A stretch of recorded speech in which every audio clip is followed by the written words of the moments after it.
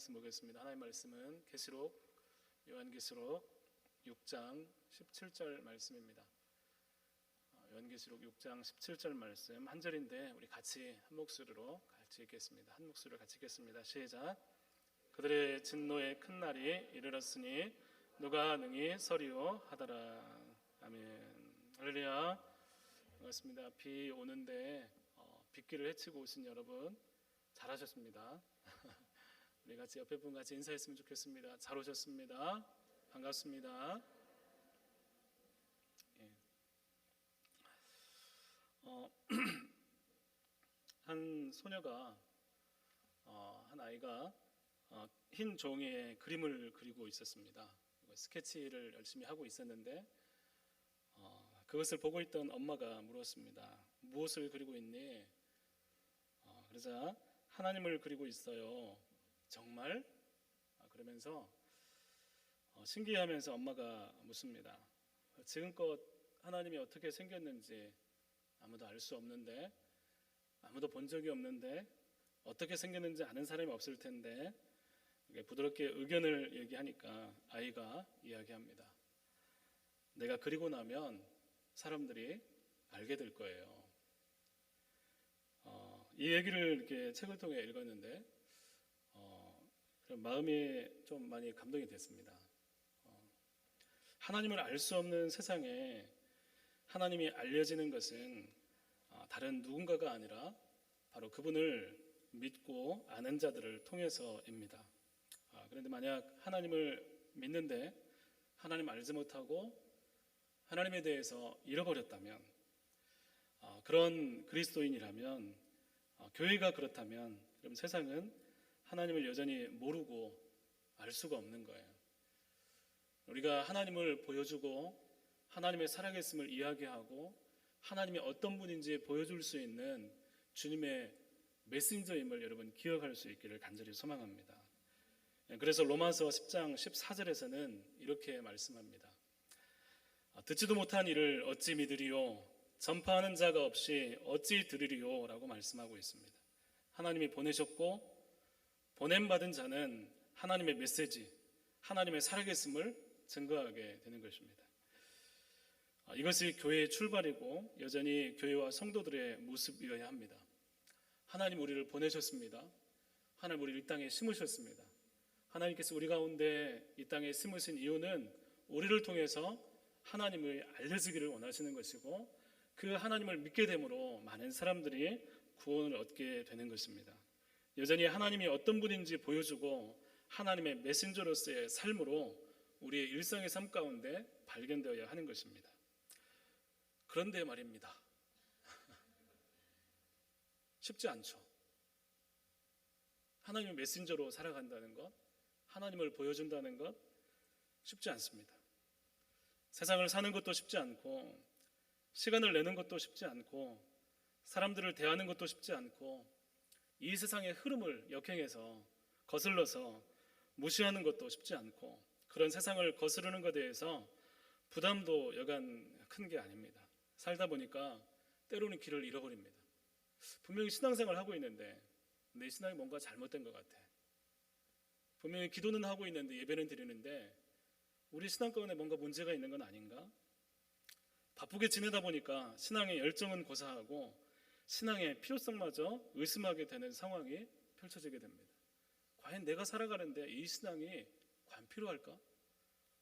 같이 신앙생활하던 성도들도 얼굴 보기가 점점 힘들어지고 같이 변해가는 것 같은 생각이 듭니다.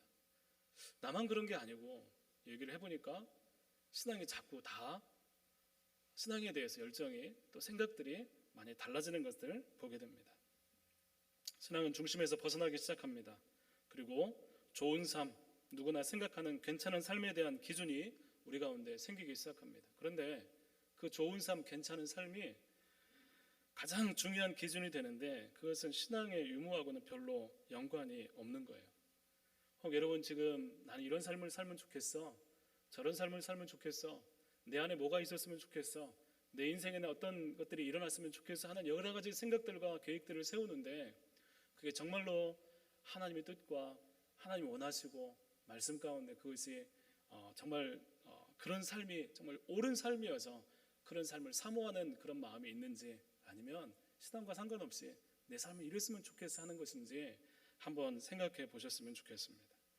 세상의 가치 가운데 우리의 신앙은 뭘까? 좋은 삶에 대한 평가가 믿음과 별로 연관이 없는 경우가 많습니다. 물론 중요하다고, 신앙이 가장 중요하죠. 그렇죠. 믿음이 정말 중요하죠. 말은 하는데 우리 일상에서 쉽게 무시되기가 너무 많아요. 믿음은 별로 가장 중요한 거라고 말은 하는데 그렇지 않을 때가 많아요. 기도를 많이 합니다. 그런데 하나님이 원하시는 것에 대해서 귀를 기울이는 게 아니라 내가 원하는 것에 하나님이 응답해 줘야 된다고 온 힘을 다해서 기도를 다하는 일은 우리에게 낯설지 않습니다. 여러분, 이런 삶의 배경에는 여러 이유가 있을 거예요. 세상이 각박해지고 세상 살기 힘들어 수없이 많은 이유가 있을 거예요. 그런데 가장 큰 것은 교회와 성도들이 하나님의 시각을 잃어버릴 때 찾아오는 현상이라는 것입니다. 우리의 삶 가운데 하나님의 시각, 내 삶을 향한 하나님의 마음이 우리의 삶을 해석하는 능력을 잃어버릴 때 여러분, 이런 현상이 찾아오게 된다는 것입니다. 하나님의 뜻이 뭐고 하나님 어떻게 생각하시고 어떻게 바라보시는가 우리의 마음이 두지 않을 때 하나님이 무시되는 것입니다. 현재를 바라보는 하나님의 관점이 없는 그런 신앙은 휘둘리기 십상입니다. 여러분의 삶의 곳곳에 누구나 좋은 삶을 살고 만족스러운 삶을 사는 것은 아닐 것입니다. 그런데 그 삶 가운데 그런 일이 일어났을 때 하나님께서 이것을 어떻게 보시는가, 내 안에 그 관점이 있어서 하나님께서 나를 이끌고 계시는 확신이 있다면 여러분, 우리는 흔들리지 않아요. 그 굴곡의 그 삶 가운데서도 하나님을 붙잡고 하나님께서 반드시 이것 가운데 하나님의 뜻을 이루어 주실 것이라는 기대감으로 살아가게 되는 것입니다. 이 관점이 없으면 애를 써도 노력해도 결국 무너지게 됩니다. 여러분, 요한계시록 어떤 책일까요? 어려운 책이죠. 요한계시록 읽으면 그래서 잘 안 읽힙니다. 그거 전부를 현실에 맞추어서 하나하나 상징들을 오늘날 현실에 막 딱딱 맞추어서 해석하는 거 결코 쉽지 않습니다.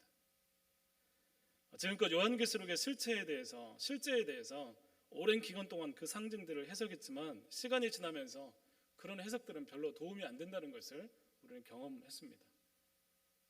예전에 적그리스도가 누구냐라고 했을 때 시대마다 막 이것이 적그리스도가 아닐까 하면서 얘기했던 적이 있어요. 레이건 대통령이 적그리스도 아니야? 요즘엔 트럼프가 아니야?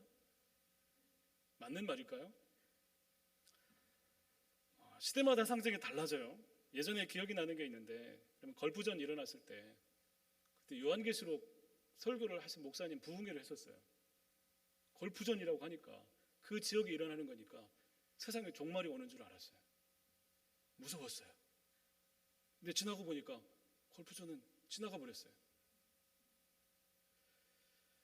여러분, 그런 설교를 많이 들었습니다. 그런데 이제 그게 아닌 걸 알아요. 계속 이런 반복이 사실은 종말에 대한 마음들을 둔하게 만드는 역할을 했던 것 같습니다. 과연 요한계시록은 그런 암호를 위한 책일까? 아니라는 거예요. 요한계시록은 묵시입니다. 예언입니다. 앞으로 일어난 일에 대해서 이야기를 하지만 성경의 묵시 예언은 앞으로의 삶에 대해서, 앞으로 일어날 일에 초점이 있지 않아요. 앞으로 일어날 일이 오늘 우리의 삶을 어떻게 결정하는가, 하나님께서 우리의 삶을 어떻게 살기를 원하시는가, 오늘 그렇게 해서 어떻게 응답할 것인가를 하나님은 우리에게 말씀하시기를 원하신다는 것입니다. 그 시대를 살아가는 사람들에게 장차 이루어질 일을 통해서 어떻게 살아갈 것인지, 지금 말씀이 우리에게 어떤 삶을 원하시는지를 우리 가운데 깨닫게 하시려는 것입니다. 성경을 해석할 때 유명한 말이 있습니다. 성경은 우리를 위해서 쓰여졌지만 결코 우리에게 쓴 것은 아니다라는 말입니다. 여러분, 우리가 성경을 보면서 우리를 위해서 하나님께 말씀을 주셨지만 1차적으로 성경이 쓰여진 것은 우리에게 향한 것이 아니었어요. 성경이 쓰여진 것은 맨 처음 그 성경을 읽는 독자들이 있었다는 것입니다. 요한계시록은 1세기 성도들에게 보내진 성경입니다. 그들의 상황은 박해와 환난과 믿음의 위기가 컸습니다. 굉장히 신앙적인 위협이 있었습니다. 예수님을 믿으면 박해를 받고 어려움을 당했습니다. 그래서 이 신앙을 과연 유지할 것인가, 이 신앙을 과연 계속해서 유지해도 될 것인가, 이렇게 살아도 되는가 하는 고민들, 생각들, 그런 마음들이 성도들 마음 가운데 굉장히 컸습니다. 그런데 그런 성도들에게 쓰여지기를 암호해독하라고 아무도 모르는 그런 책을 턱하니 던져놓고 소망을 가지라고 이야기한다면 여러분, 그게 소망이 되겠습니까? 무슨 의미가 있겠어요? 예수님을 믿으면 박해가 오고 손해보고 자꾸 믿음을 내려놓고 싶은 유혹이 강한 그 시대 1세기 성도들에게 그들의 상황 속에서 이 요한계시록을 주신 이유는 하나님의 시각을 가지라고, 힘들지만 그 시대를 보는 하나님의 시각이 무엇인지를 깨달으라고 그렇게 말씀하고 있는 것입니다. 하나님이 결코 그 어렵고 힘든 시간을 침묵만 하는 게 아니라고, 하나님의 이 시간을 어떻게 바라보고 있는지를 알게 하기 위해서 그렇게 우리 가운데 기록하신 것이라는 것입니다. 휩쓸려가는 교회와 성도들을 세우기 위해서 하나님은 하나님의 시각을 가지는 게 너무나 중요하다고 말씀하는 거예요. 여러분, 그 시대의 사람들이 순교를 했습니다. 그 시대의 사람들이 고난을 당했습니다. 왜 그것을 감내했을까요? 그 고난을 바라보는 하나님의 시각이 그들 가운데 있었기 때문입니다. 이것은 하나님의 뜻이다. 하나님께서 이것 가운데 함께 하신다는 그 하나님의 그 시각이 있을 때 순교를 마다하지 않고 고난을 마다하지 않고 신앙을 지켜나가는 일들이 일어나게 됐던 것입니다. 우리가 숲과 나무 이야기 잘 아실 겁니다. 나무만 보면 길을 헤매지만 전체 숲을 보고 나무를 보게 되면 나무를 그 전체를 볼 때 앞으로 길들을 조망할 수 있게 되는 것입니다.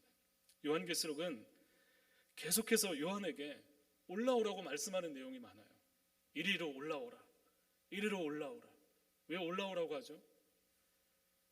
땅에서는 보이지 않는 게 하나님의 위로 올라가면, 하나님이 계신 그 위로 올라가면 보이는 것들이 있는 거예요. 이 땅에서 생각할 때는 길이 없고 아무것도 안 보이는데 하나님께서 그 계신 하나님의 시각으로 우리의 삶을 바라보기 시작하면, 역사를 바라보기 시작하면, 그 힘든 사건의 시간들을 바라보게 되면 하나님께서 깨닫게 하시고 보여주는 일들이 있다는 것입니다. 아무것도 안 보이는데 하나님이 보여주시면 그 의미가 달라지게 된다는 것입니다. 그럼 이게 요한계시록입니다. 그래서 감히 요한계시록은 오늘 우리에게 신앙의 의미, 하나님의 시각을 통해 세상을 어떻게 믿음으로 살아갈 것인가를 보여주고 깨닫게 하는 너무나 귀하고 중요한 책이라는 것입니다. 읽으십시오. 그리고 오늘을 살아가는 우리의 신앙을 하나님께서 어떻게 바라보기를 원하시는지 그 하나님의 귀한 말씀을, 그 하나님께 깨달음을 얻는 귀한 은혜가 있었으면 좋겠습니다. 오늘 말씀은 요한계시록의 큰 내용이 여러분 가장 생각나는 게 뭐가 있습니까? 세 가지가 있죠. 7인, 7 나팔, 7 대접, 6장부터 16장까지 큰 거대한 내용이 중앙에 자리하고 있습니다. 이것으로 상징되는 재앙에 관련된, 심판에 관련된 내용인데, 그 중에서 7인, 6장에 보면 인에 대한 말씀이 나옵니다. 이제 7인 중에 6번째 인이 떼어진 후에 그 다음에 나오는 말씀이에요. 요한계시록을 읽으면서 힘든 부분이 이 7인 나팔 대접에 관한 말씀입니다. 이 반복되는 말로 다 할 수 없는 무시무시한 이야기들, 폭력적인 이야기들, 심판과 재앙들은 감히 그대로 보고 견디기 힘든 내용들이 참 많이 있습니다. 6장에 인을 뗄 때마다 무서운 일들이 일어납니다. 4명의 말 탄 사람들, 세상을 전쟁과 기근과 죽음과 짐승으로 공격을 하면서 공격하고 계시하고 또 땅에 화평을 거두게 되고 서로 죽이게 만들고 땅의 4분의 1의 사람들을 죽이는 일들이 벌어지게 됩니다. 죽임당한 영혼들이 탄식하면서 어느 때까지입니까? 언제입니까? 탄식하는 이야기가 들립니다. 왕들과 이 땅의 부자들, 강한 자들, 종과 자유인 할 것 없이 떨면서 말하기를, 그 심판 가운데 있는 그 사람들이 말하기를, 제발 산들아 바위야 우리 안에 떨어져서 저 진노하시는 하나님과 어린 양의 진노에서 우리를 가려달라고 외칠 정도로 심판은 무섭고 또 두려운 것입니다. 7 나팔과 대접의 심판이 진행될 때는 더욱 그 강도가 가중되고 심각한 두려움이 엄습해 옵니다. 요한계시록 읽으면서 내가 저런 재앙을 받으면 어떻게 하지? 이건 읽으면서 머리가 너무 헷갈리고 너무 아프다 하면서 마음에 큰 부담으로 다가오기도 합니다. 너무나 예리하고 엄중한 심판 앞에서 모두가 떨면서 외칩니다. 하나님을 대적하는 자들을 향한 진노의 날에 누가 능히 설 수 있겠는가? 누가 심판을 견딜 수 있겠는가? 여러분, 우리의 마지막은 우리의 어떤 이제 장차 되어질 일 가운데 심판이 있겠죠. 심판이 있죠. 그 심판에 설 수 있습니까? 누가 견딜 수 있습니까? 누가 설 수 있습니까? 없어요. 하나님의 진노를 버티거나 감당할 아무도 없습니다. 그래서 우리는 절망일까요? 그래서 요한계시록은 우리 가운데 아무리 노력해도 뭐 해도 너 심판받을 것이니까 조심해, 까불지 마, 두려워하고 너 이렇게 나중에 심판을 받을 거니까 마음 가운데 큰 두려움으로 그렇게 살아야 돼. 너무나 무서운 심판의 메시지 끝에 누가 감히 설 수 있는가라고 묻습니다. 그런데 이 묻고 난 다음에 이런 바로 이어서 이제 6인과 7인 사이에 중간에 들어가는 삽입되는 이야기가 있습니다. 그걸 막간이라고 하는데 잠깐 다른 이야기가 들어가 있습니다. 바로 7장인데 누가 능히 서리요? 7인은 너무나 두려워요. 누가 능히 서리요? 그런데 7장 말씀해 보면 그 질문에 대한 답이 나옵니다.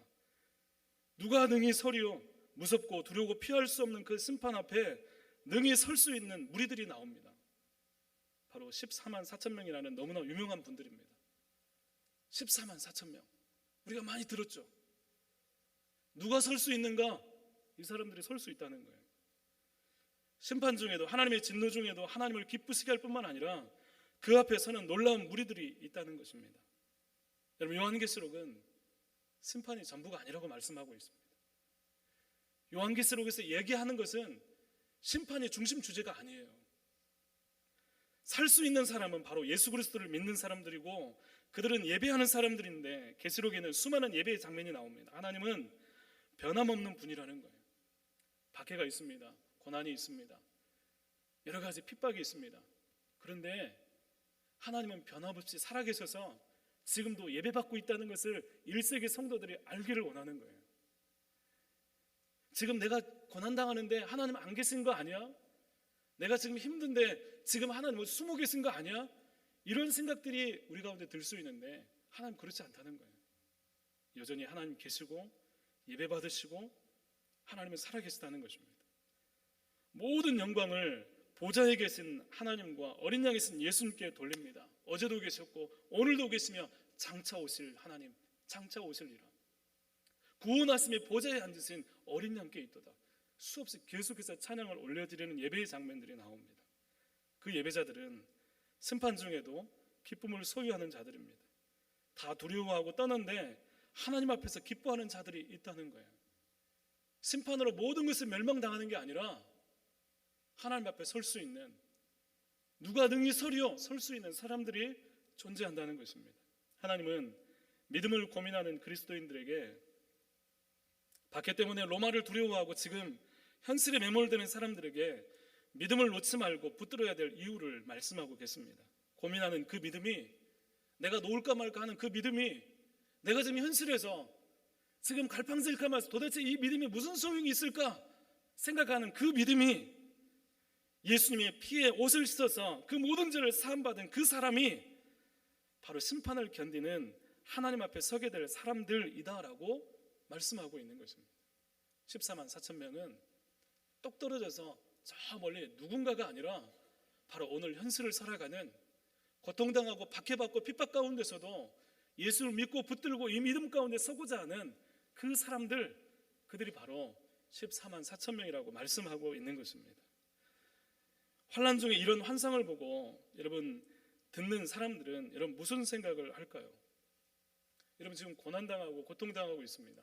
그런데 하나님께서 요한계시록을 써서 7교회에 보냈습니다. 보내고 편지를 하기를 막 읽습니다. 예수 그리스도의 계시라.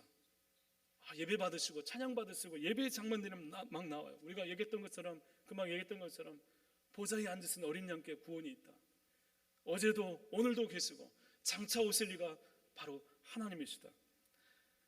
여러분, 예배의 장면이 이렇게 공개가 되고 막 이렇게 하나님께서 말씀하시는 이야기가 들려질 때 고난 가운데 있는, 박해 가운데 있는 그 사람들, 지금도 극심한 상황 가운데서 있는 그 성도들은 어떤 생각을 하겠습니까? 내 모든 상황에 상관없이 구원하실 구세주 예수님을 생각하게 되는 것입니다. 찬양받기 합당하신 우리 주 예수 그리스도를 바라보면서 다시 그 예배의 장면을 통해서, 그 예배를 통해서 오늘 우리에게 주어진 현실을 다시 해석할 수 있는 힘이 하나님을 예배하는 그 모습을 통해서 우리 가운데 주어지게 되는 것입니다. 하늘의 예배의 현장이 바로 오늘의 예배가 되는 것입니다. 여러분, 요한계시록을 읽으면서 보좌에 앉으신 어린 양께 우리의 구원이 있다라고 얘기하면서 거룩하다 거룩하다 거룩하다 말씀을 들을 때 여러분 어떤 마음이 드십니까? 내가 극심한 고통 가운데 있는데 하나님이 편지를 보내서 예배하는 그 모습을 보여줄 때 우리 마음이 어떻겠냐고요. 내가 지금 이 현실에서 매몰되는 게 아니라 하나님을 바라보면서 다시 힘을 내는 것입니다. 예배할 때 우리가 발견하지 못하는 하나님의 시각이 보이는 것입니다. 예배할 때 높이 계셔서 우리를 보시는 주님의 시선이 깨달아지는 것입니다. 하나님을 바라보고 예수님을 주목할 때 다른 모든 것에 다른 의미가 생기는 것입니다. 하나님을 바라보고 예수님을 생각할 때 우리의 모든 삶의 의미들이 달라지게 되는 것입니다. 여러분, 물질이 있습니다. 돈이 있습니다. 그냥 돈이에요. 물질이에요. 쓰고 많은 것이겠지. 있으면 좋은 것이겠지. 그런데 하나님을 바라보면서 이 물질을 생각할 때 그 의미가 달라지는 거예요. 하나님을 사용해야 되는데 어떻게? 하나님이 쓰시고자 하는 게 뭐지? 고민하게 되는 것입니다. 직장도 마찬가지예요. 우리의 삶도 마찬가지예요. 내가 만나는 사람, 내 안에 겪는 일들, 모든 일들 가운데 하나님의 뜻이 무엇인가, 그것을 발견하게 될 때 모든 것이 달라지게 되는 거예요. 그 의미가 새로워지는 것입니다. 이것이 있어야 오늘 우리는 살아갈 수가 있는 거예요. 여러분, 교회 다니면서 신앙생활 하시면서 하나님께서 내 삶 가운데 이런 일이 생겼는데 도대체 이 의미가 뭔가? 도대체 왜 이런 일이 생겼지? 이 일의 도대체 의미가 뭐지? 그건 그거고 나는 신앙생활하고 아무런 힘도 없다면 고민하게 될 거예요. 도대체 신앙은 뭐지? 왜 믿지? 이 믿음의 의미는 뭐지? 그런데 하나님은 요한계시록을 통해서 그 극심한 박해 가운데 있는 이 성도들한테 그렇게 얘기를 하는 거예요. 믿음이 의미가 있다. 너희 고난이 아무런 의미가 없는 게 아니다. 하나님의 시각을 갖게 함으로 그들에게 소망을 주는 거예요. 여러분, 7인 나팔 대접, 여러분 점진적으로 심판이 이루어집니다. 왜 하나님이 한 번에 심판하지 않으세요? 그냥 우리 깨닫게 하시는 거예요.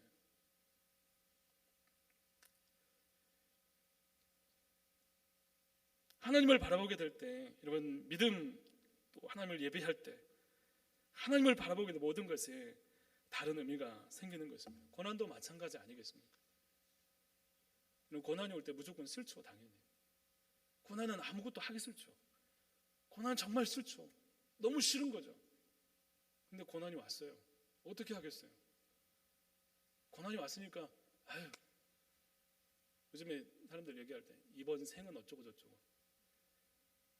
다음 생 어쩌고 저쩌고, 그래야 됩니까?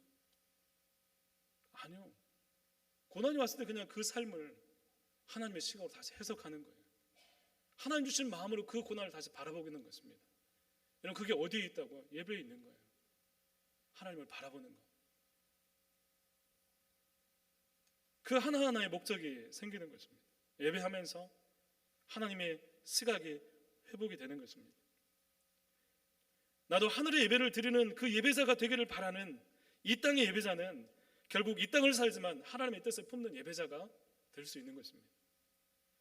하나님의 시각이 주어질 때 결국 견디고 다시 싸우고 지키고 하나님을 찾게 되는 것입니다.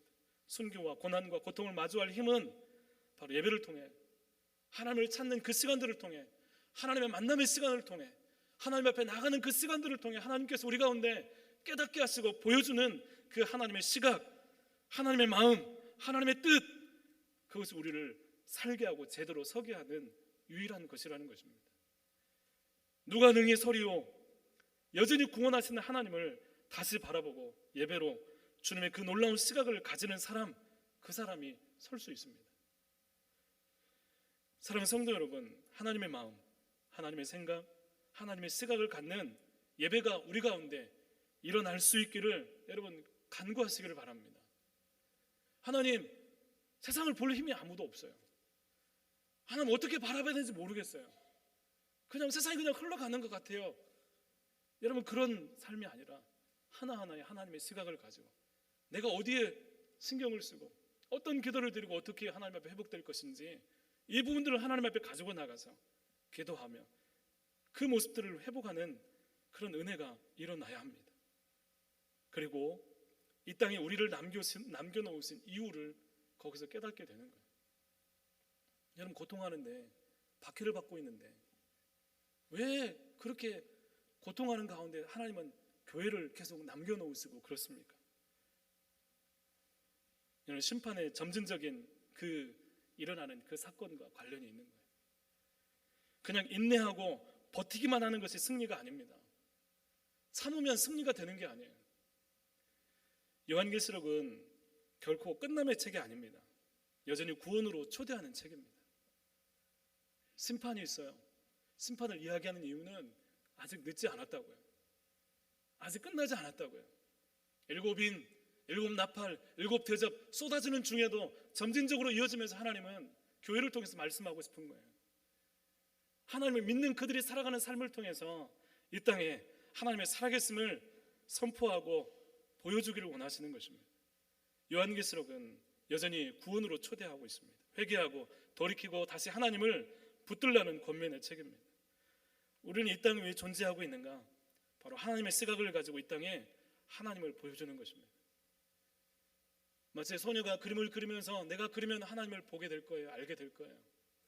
고난 가운데 믿음을 통해서 하나님을 의지하면서 그 시각을 가지고 살아가는 성도들을 통해서 사람들은 하나님을 보게 되는 거예요. 하나님의 살아계심을 경험하게 되는 것입니다. 요한계시록 하면 하나님을 달리 생각하는 분들이 있습니다. 거기에 요한계시록에 기록된 하나님은 무서워. 거기에 기록된 예수님은 냉정해. 우리가 알던 예수님이 아닌 것 같아.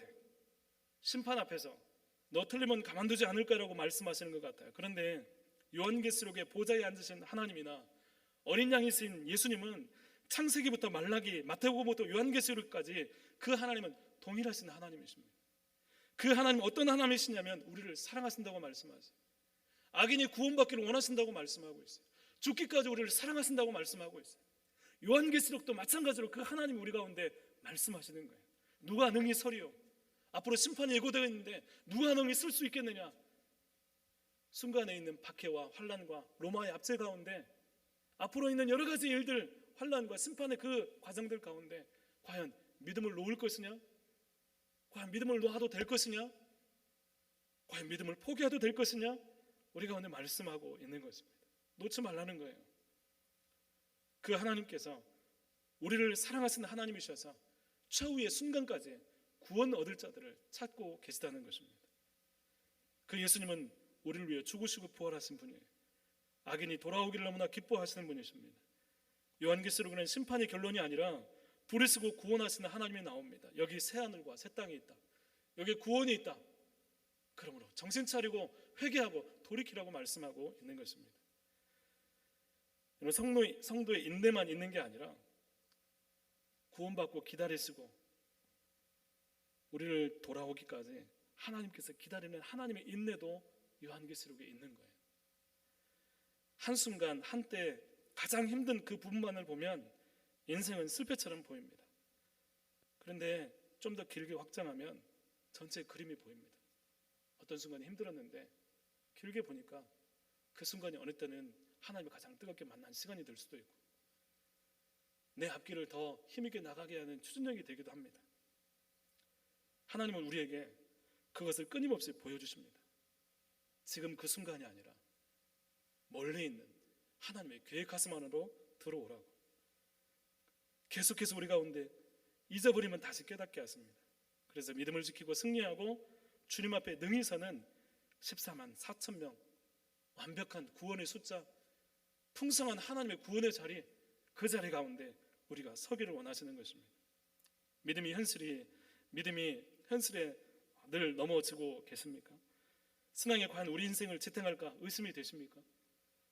보이는 것들이 하나님을 가로막습니까? 오늘 말씀 누가 능히 서리요?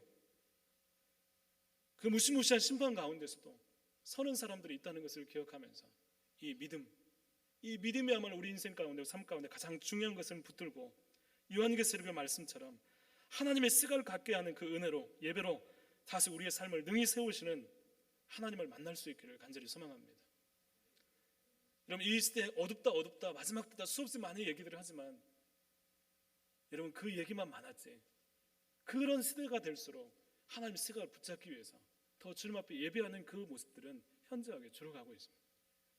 우리 골라교회 성도님들은 다시 하나님의 마음, 하나님의 시각을 붙잡기 위해서 내게 주어진 그 예배를 포기하지 않고 주님 앞에 나아가면서 하늘의 그 예배를 바라보면서 내 예배도, 내가 드리는 예배도 그런 예배가 되어서 하나님, 내가 살아가는 모든 삶의 영역들 가운데 하나님의 시각으로 살아가기를 원합니다. 여러분, 붙잡고 마음에 깊이 새기는 우리 모든 성도들이 될 수 있기를 간절히 소망합니다. 이렇게 기도하겠습니다. 하나님 아버지, 감사합니다. 우리를 세우시고 이 땅에 살아가게 하시며 주님의 마음, 주님의 생각, 주님의 뜻을 품기를 원하시는 하나님, 우리가 그 하나님의 은혜 가운데 서기를 원합니다. 하나님, 주님의 마음을 부어주십시오. 하나님, 주님 앞에 나아갈 때, 예배할 때 하나님, 우리가 깨닫지 못한 것들을 보게 하시고 하나님 알게 해주셔서 하나님, 우리의 모든 순간순간마다 하나님, 정말 하나님의 시각을 가지고 바라볼 때 새로운 의미, 다른 의미, 하나님, 정말 하나님이 원하시는 그 뜻을 붙잡고 나갈 수 있는 우리 담대한 삶이 될 수 있도록 주님 역사하여 주시옵소서. 주님 함께해 주시기를 원하오며 예수님 이름으로 기도드립니다. 아멘.